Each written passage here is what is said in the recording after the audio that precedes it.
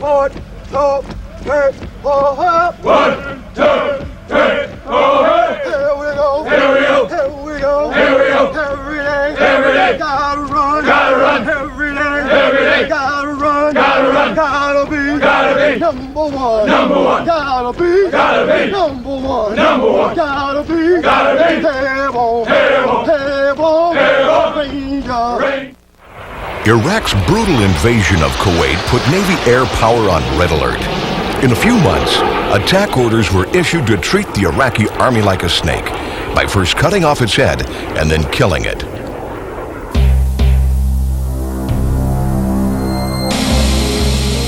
The head of Iraq's army was Saddam Hussein.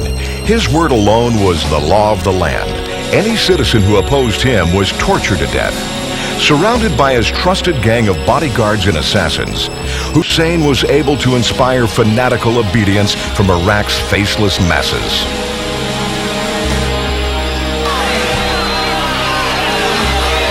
"1990 marked Iraq's 8th year of bloody fighting with neighboring Iran. Hussein's barbaric combat tactics included the use of chemical weapons, which he did not hesitate to use against Iraq's own Kurds when they rebelled against him. By using his military might against his own people, Hussein rammed home his cruel message: obey me or die. Even though Iraq's army had lost 500,000 men during the war with Iran, it remained the 4th largest military force in the world. Its high-tech arsenal of weapons contained Soviet-made Scud and other lethal missiles, T-72 battle tanks, and MiG jet fighters. But it was his obsession with developing chemical and nuclear weapons that made Saddam Hussein a threat to world peace.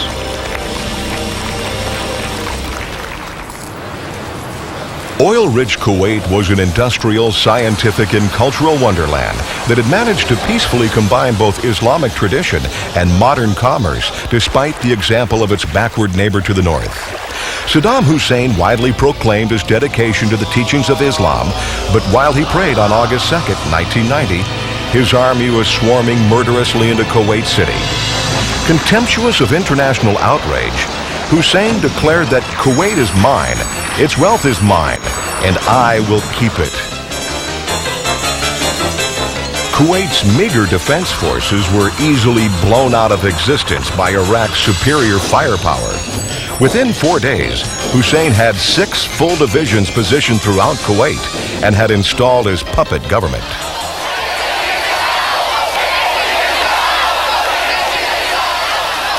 Innocent Kuwaiti citizens suffered acts of indiscriminate torture, rape, and murder by the Iraqi invaders. Some of the more fortunate Kuwaitis and foreign workers were able to escape, but soon his relentless and senseless brutality had made Saddam Hussein the most hated man in the world. A human being will never do that like that. It's a creature that we have never seen or ever read about in history will do cause such disaster and a catastrophe for a whole nation.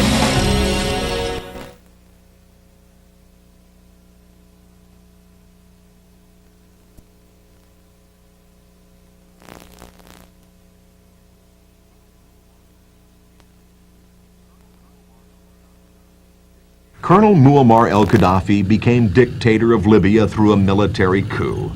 The Soviet Union has supplied his regime with tanks, air defenses, and other military equipment, including combat aircraft. Without warning, an explosion ripped apart an American military discotheque in West Germany. A U.S. airliner was hijacked. Random acts of terrorism against innocent civilians spread across the European continent. Intelligence sources eavesdropping on Libyan radio reported Gaddafi to have ordered the terrorist attacks. The United States was held hostage. A raid was on to bomb Libyan military installations. Air Force FB-111 bombers took off from bases in England and flew thousands of miles en route to Libya. Soviet military air transports parked on a runway near Tripoli were easy to find even after the long flight. The FB-111's infrared television recorded the event. All bombs exploded within striking distance of their targets. 8 A-6 intruders were launched from 6 fleet carriers for raids on Benghazi. F-14s provided combat air patrol. This time, there were no MiGs to fight. But the intruders had to evade more than 100 surface-to-air missiles to drop their bombs on target.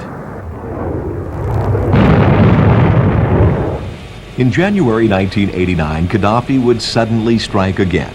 He had received high-tech, swing-wing MiG-23 floggers from the Soviets. Unaware of Gaddafi's intentions, F-14 Tomcats were launched as usual for combat air patrol. Gaddafi ordered his floggers to attack the Tomcats. The following is a recording of the actual radio transmission between the Tomcat aviators, the USS John Kennedy, and the E-2 Hawkeye electronic control aircraft, which first detected the approaching MiG-23s. Gypsy 207, contact 175, 72 miles. Looks like a flight of 2, Angels 10. Close out curves showing 78 miles. Throttle back just a little bit here.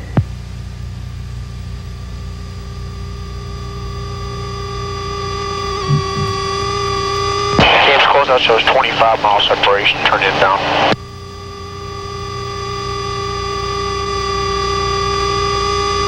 Contacts appear to be heading 315 now, speed 430, Angels approximately 8,000. Roger, Ace, take it north. We have to make a quick loop here. Starboard, I'm going to give you collision here. Okay, come starboard about 40.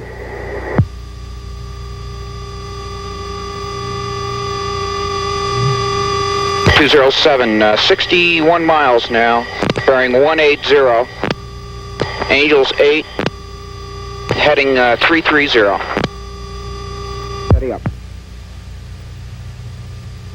Oscar Bravo is closed out. Come back port, 20 degrees here. He's jinking now at us. Okay, bogies appear to be coming, jinking to the right now, heading north. Speed 430, Angels 5,000 now in the descent. Okay, let's take her down now. We're going down. Sure. Slows out 53 miles now. Bogies appear to be heading directly at us. I'm coming port. Steady up 150 for 30 degree offset. 50 miles.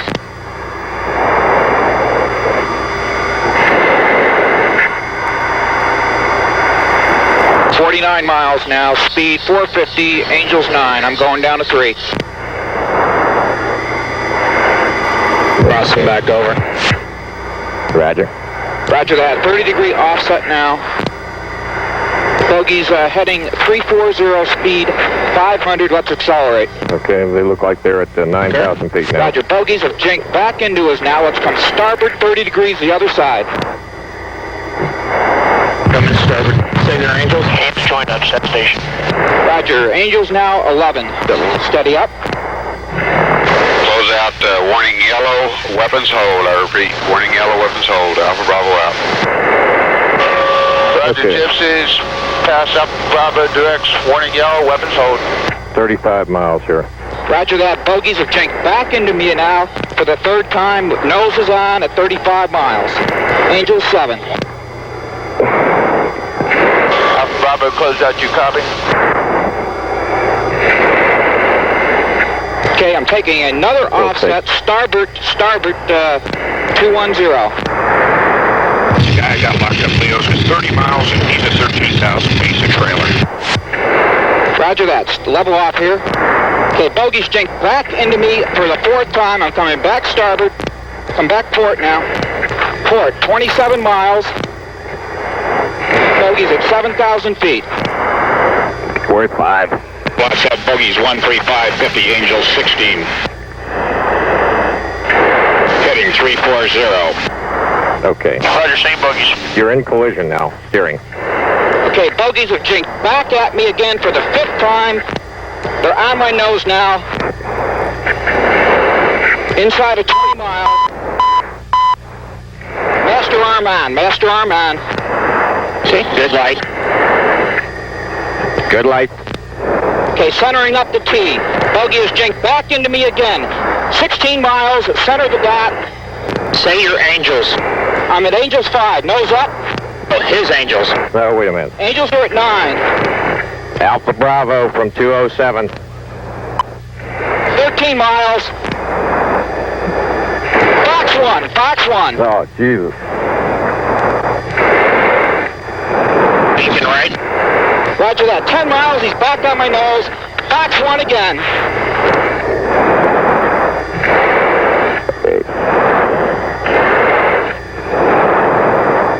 Watching them up. 6 miles, 6 miles. Tally 2, tally 2. Turning into me. Roger that. 5 miles. 4 miles. Okay, he's got a missile off. Beacon right. Good hit on one. Roger that. Good kill, good kill. I've got the other one. Select Fox 2. Select Fox 2. I got Fox 2. Coming hard, stop. So fucking shoot him. I haven't got a tone. Got the second one. I got the second one on the nose right now. Hey, I'm high cover on you. Lock him up. Lock him up. Bam! Shoot him, Fox 2. I can't. I don't have a fucking tone. Select.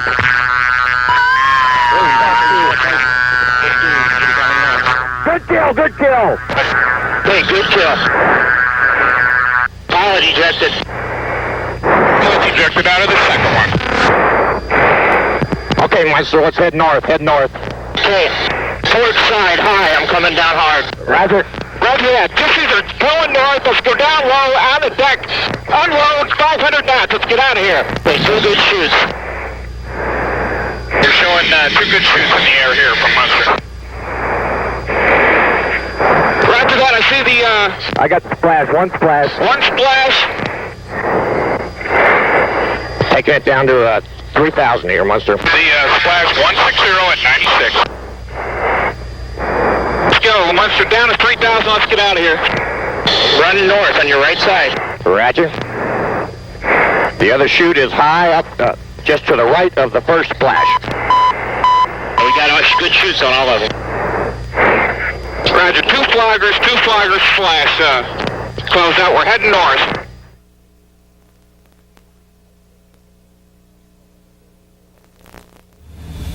There is no justification whatsoever for this outrageous and brutal act of aggression.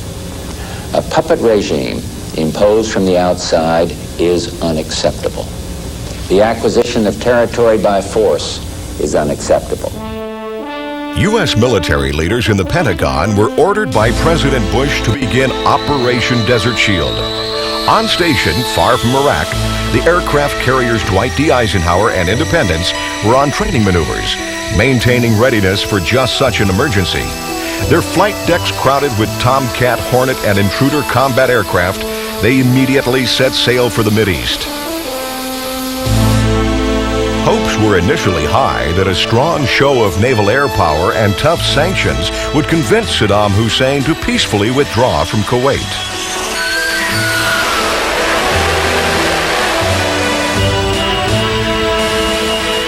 At the naval station in Norfolk, Virginia, additional aircraft carriers and support ships were quickly being loaded with the supplies necessary for a long stay at sea.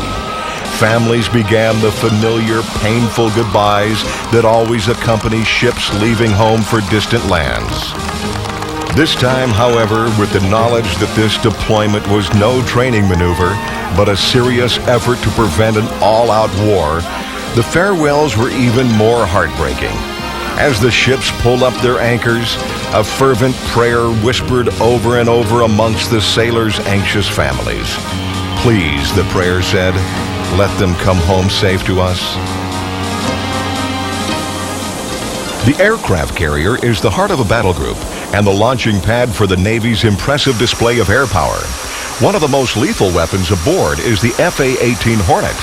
This highly maneuverable single-pilot strike fighter can dogfight with Iraqi MiGs as well as bomb chemical weapons plants.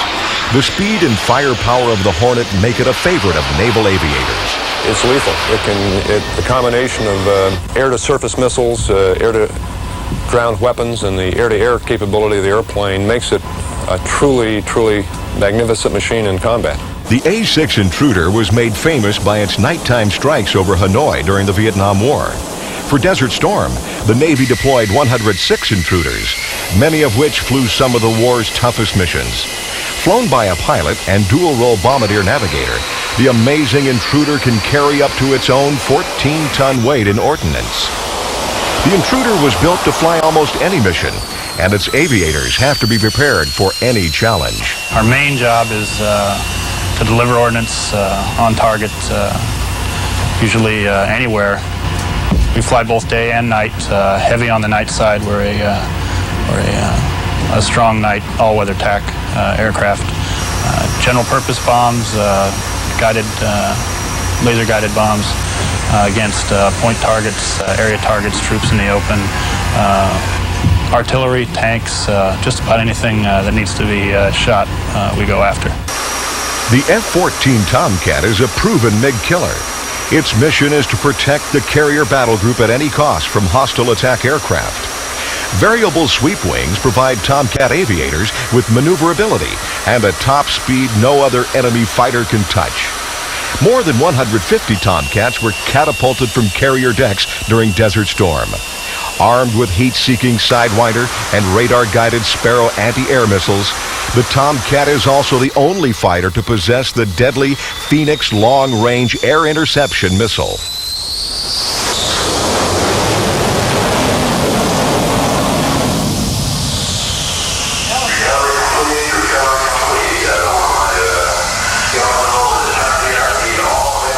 The Navy dusted off 48 of its aging A-7 Corsair IIs for light attack missions during Desert Storm. These flights were to be the last combat sorties in the long history of the Corsair II. Loaded with SLAMs, or standoff land attack missiles, and general-purpose bombs, it could also dogfight if challenged by enemy jets. The Independence and Dwight D. Eisenhower were the first in the Gulf.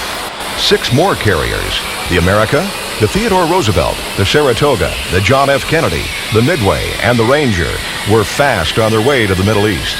Saddam Hussein prepared himself for their arrival by committing yet another heinous act. He ordered the capture of Western civilians living in Kuwait and Iraq. By bringing them to Baghdad, Hussein believed he could save himself from attack. The Allied coalition called them hostages, but Hussein called them human shields.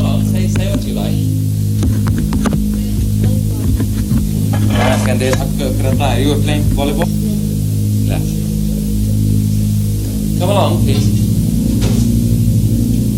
The parade of hostages was broadcast all over the world by Hussein, trying to prove that he was a kind and peaceful man. To his surprise, world leaders were outraged. Our aims are clear and are limited. They are those set out in the United Nations Security Council resolutions. To get Iraq out of Kuwait, all of Kuwait, to restore the legitimate government, to re-establish peace and security in the area, and to uphold the authority of the United Nations. With the objectives of Operation Desert Shield clear to the Navy's air wings, the carriers were soon ready to go on station in the Red Sea and Persian Gulf. A normal transit for a med-deploying carrier is about 11 days. Saratoga made that transit in about 5.5 to 6 days, so that we were on station in the Mediterranean 4 to 5 days early. What's pretty unique about that is you take an aircraft carrier that's doing the transit normally at about 14 knots, and we made that transit averaging between 20 and 25 knots, and that's what was allowing us to get there on time a little early. Then we prepared for a southbound transit of the Suez Canal. We transited the Suez Canal, took station in the northern Red Sea, and commenced operations.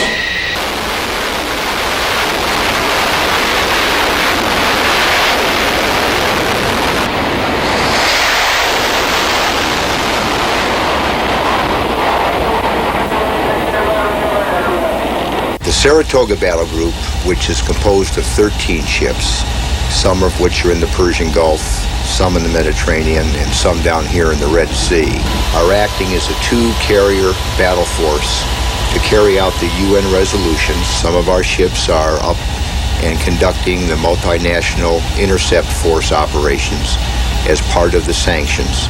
The sanctions were applied to keep Iraq from importing additional weapons and supplies from Hussein's principal source, the Soviet Union. Despite Mikhail Gorbachev's neutrality, Desert Storm would prove to be a battlefield test between the weapons of the world's two strongest superpowers. Hussein continued to defy world opinion. Ghastly reports of medieval torture techniques against helpless citizens by Iraqi soldiers began to filter out of Kuwait. They beat me. Before they asked, they beat me. And the first time when they beat me, I can't talk anything because I know what's happened for my friend before, any Kuwaiti, when they closed his eye. What's happened for him? They tortured them for the sake of torturing them to try and find out four things. Are there any Westerners in hiding? Do you know any members of the resistance?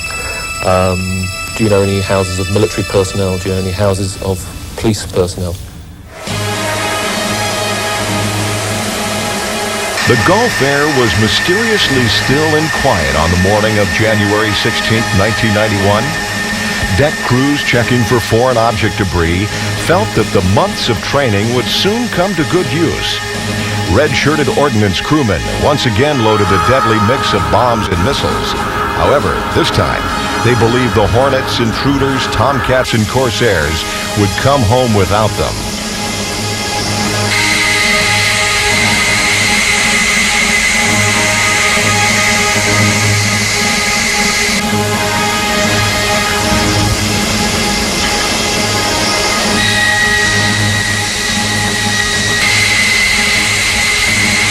H-hour was expected to arrive at any moment, and the air wings were more than ready to rise to the challenge. We know what the job is out here, and we're ready to do it. All you have to do is ask. The Navy's on call, and we're proud to be here.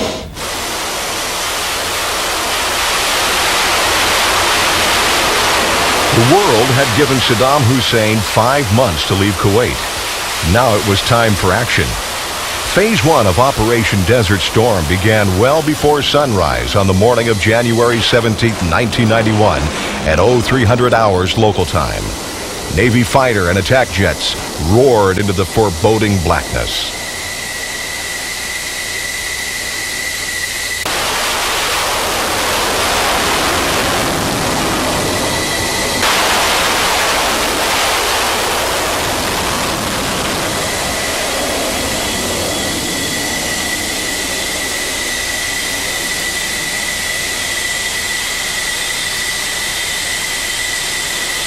The Navy Air Armada swept over Baghdad, evading Hussein's anti-aircraft fire.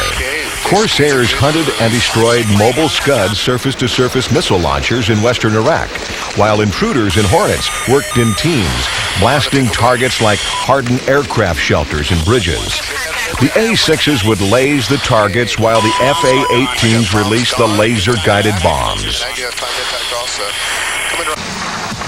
The Naval Air Campaign focused its devastating attacks on leadership command facilities, roads vital to Iraqi logistical support, nuclear and chemical weapons production facilities, and Iraqi combat aircraft and airfields. 2,000 sorties were flown on the first night.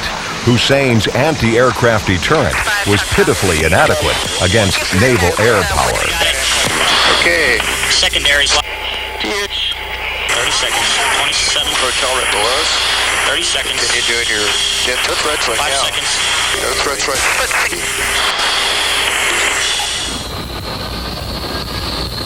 The battle has been joined. No nation will be permitted to brutally assault its neighbor. The Naval Air Campaign against Iraq continued around the clock. Each mission against the enemy demanded intense preparation. We man up an hour to 45 minutes prior to launch.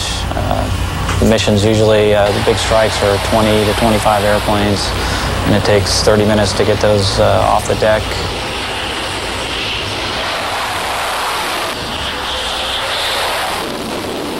Corsair and Intruder long-range bombers, flanked by vigilant Tomcats, could maintain the barrage against Hussein with the help of airborne tankers, which refueled them day and night. While the bombers got their gas, the Tomcats watched for enemy aircraft. We all rendezvous on a group of Air Force tankers. They drag us up towards Iraq. Refueling was a perilous and difficult procedure that demanded skill and timing from tanker crews and bomber and fighter aviators. As much as 30 minutes were required to fuel up, and the operation was never hurried. One miscalculation during fueling could result in a hellish airborne fireball.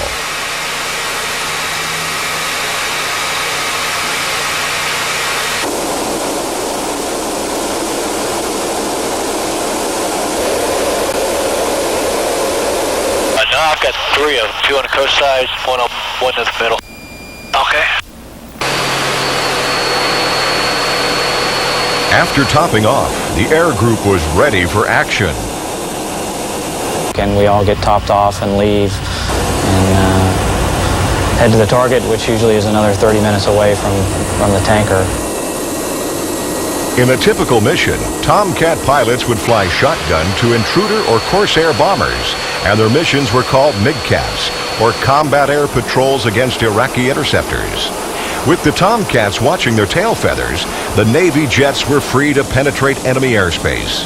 By January 30th, this slam-dunk teamwork of 4,700 sorties had resulted in the total destruction of all Iraqi nuclear and chemical production facilities and 29 major air defense installations. And I see the laser on. I am looking out all over. That's approach already.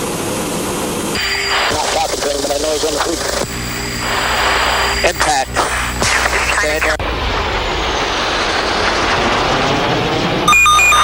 Missile launch. From 1. Base spike, base plus 20. Chaff. Impact. Get to the target, come back, rendezvous on another set of tankers, and it takes 40 minutes, 45 minutes to get top backed off to make the 400-mile trip back to the Red Sea. All in all, the missions usually run 4.5 to 5 hours. The 9 to 10 hour typical sortie ended with a battle damage assessment, or BDA. BDAs would tell the aviators how badly they had hurt the enemy and how much worse they could still hurt him on the next mission. And by the time you get back down, debrief, figure out what you hit, come up with BDA and post-mission results, whether you need to strike the target again. The whole evolution takes a good 9 or 10 hours, and you go to bed and wait for the one the next day. Damage to the civilian population in Iraq was minimal due to the Navy's expert use of precision-guided munitions. Intent on revenge, Hussein turned his attention to Israel. If he could provoke Israel by unwarranted Scud missile strikes, he might be able to fracture coalition resolve to drive him out of Kuwait. Well prepared for Hussein's demonic threat to arm the Scuds with chemical weapons, Israel protected its public with gas masks and emergency drills. Refusing to be baited, Israel did not retaliate, but instead put its faith in the Patriot Scud-killing missile.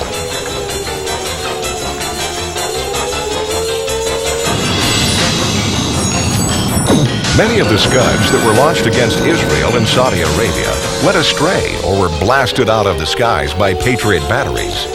Still, warheads were sometimes not destroyed, and debris fell on innocent civilians. Tragically, one struck an army barracks in Tehran, Saudi Arabia, killing 28 American servicemen and women. Within the Kuwaiti Theater of Operations, or KTO, and inside Iraq itself, Scud missile launchers, weapon bunkers, and Iraqi aircraft were now the main targets for the Navy air wings.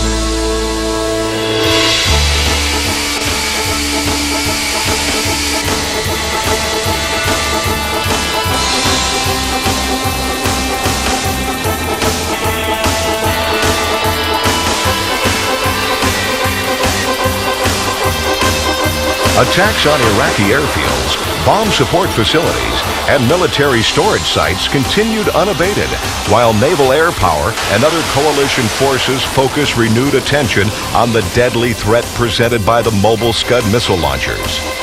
fixed Scud launchers had been all but obliterated in the first few days of Desert Storm, but eradication of the mobile launchers proved more challenging.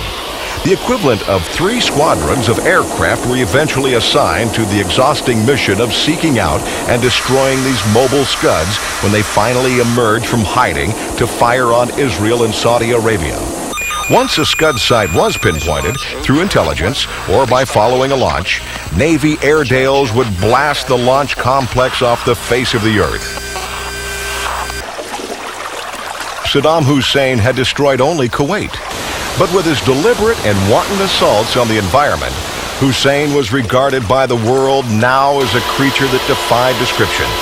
An estimated 7 to 9 million barrels of oil were deliberately released into the Gulf, and 590 oil wellheads were damaged. 508 of these wellheads were set on fire, and 82 were free-flowing into the Gulf waters.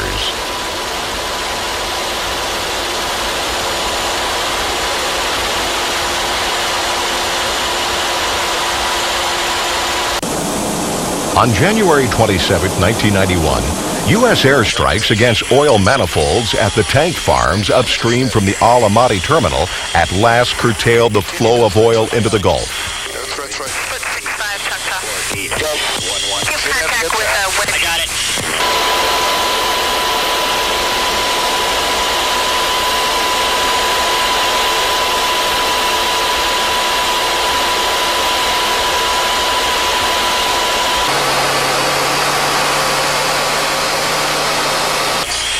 Factor. It's real pretty down there. 5 seconds left to fly, Dave. Real pretty down there. Nail that pitch. Pretty spike, base plus 19. Okay, stay down for... Not concentrating, but I know he's on the creek. Impact. Stay there. Are you good? Coming right. About 20 miles. Okay. On February 24, 1991, the ground assault to liberate Kuwait began.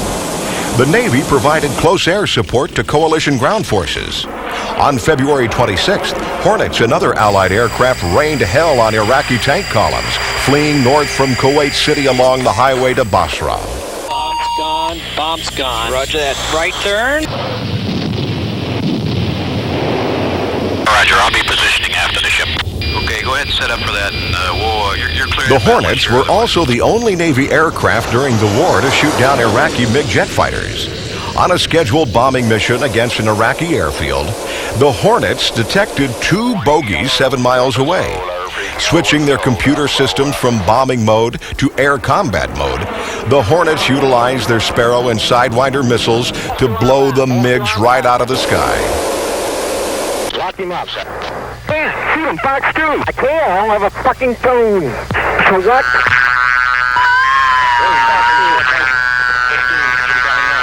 Good kill, good kill. USA! Kick ass!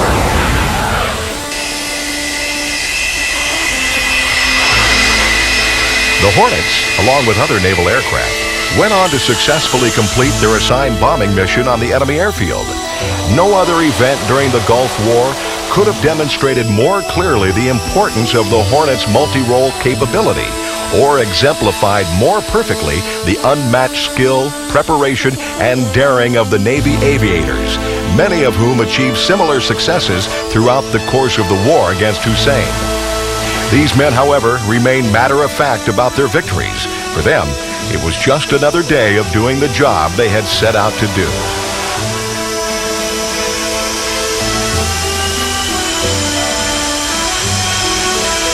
You busted your ass, you got the mission done. Good job, guys. The naval air campaign against Saddam Hussein was bringing the war to a close. And as the ground war progressed with continued naval airstrikes, it would be just a matter of time before Hussein suffered a complete and humiliating defeat. And as president, I can report to the nation, aggression is defeated, the war is over. This victory belongs to the finest fighting force this nation has ever known in its history. On February 28, 1991, 6 weeks following the first day of the war, President Bush declared a cessation of hostilities. It was time for the Navy to come home. We're coming home now. Proud, confident, heads high.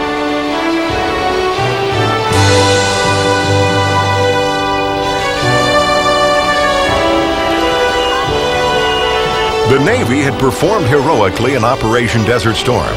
The homecoming they received from a proud and jubilant nation left no doubt in their hearts and minds that they did the job given to them, and did it well.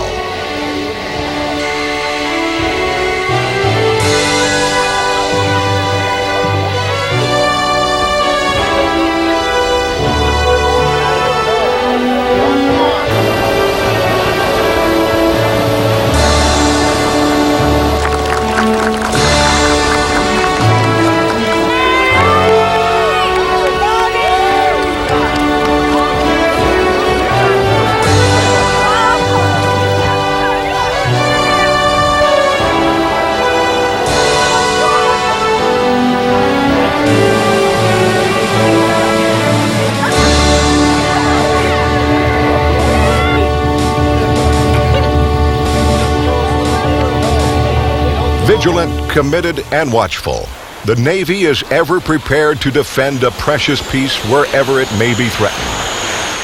1, 2, 3, 4, 1, 2, 3, 4, here we go, here we go, here we go, here we go, every day, gotta run, every day, gotta run, gotta be number one, gotta be number one, gotta be airborne, Ranger, airborne, Ranger, running hard, hey, all the way, hey, never quit, G, gotta go,